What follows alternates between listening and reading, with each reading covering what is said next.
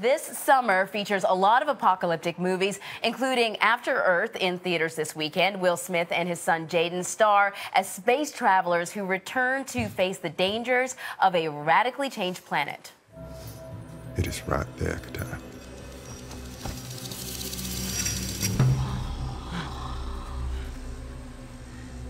Do not move. Recognize your power. This will be your creation.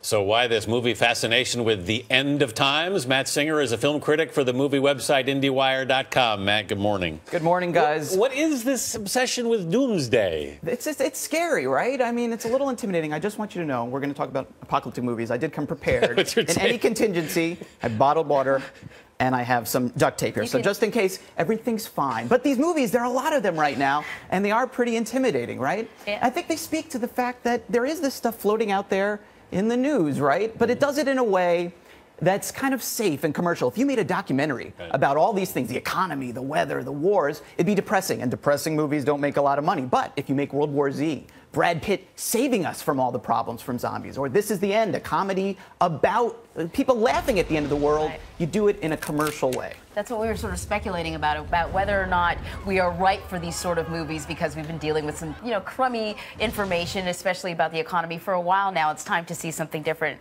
Perfect MacGyver kit. You can get us out of anything. Just in case. Just be prepared. So what makes a good apocalyptic movie? Well, there's really two types of them. There's pre-apocalyptic movies and post. The pre-apocalyptic movie, that would be something like The Day After Tomorrow, where the end of the world is coming. It's kind of like a disaster movie from the 70s on a huge global scale. The end of the world is coming, and we follow just a couple of people as they struggle to survive, right?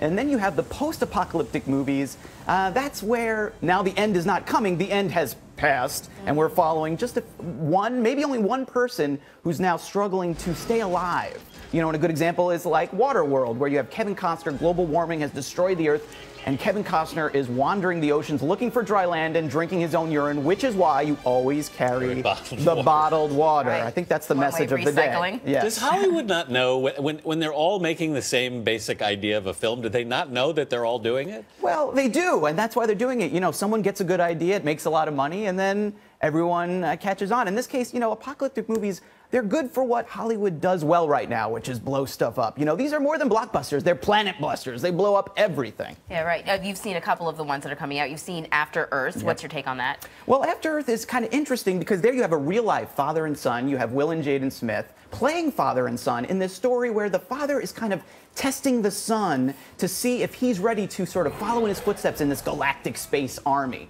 And in real life, it kind of feels like Will Smith, the actor, is testing Jaden Smith, the actor, to see if he can follow in his footsteps in Hollywood. The problem is, I'm not sure he is ready to follow in his footsteps. He's not a great actor yet, and that's really the big problem in the movie. He's the star, and he's not that great yet. You've also seen Oblivion with Tom Cruise. What do you think of that? I thought that one was a little bit better, and it has a great post-apocalyptic world. If you're into that sort of stuff, Earth in this movie is absolutely beautiful, the production design.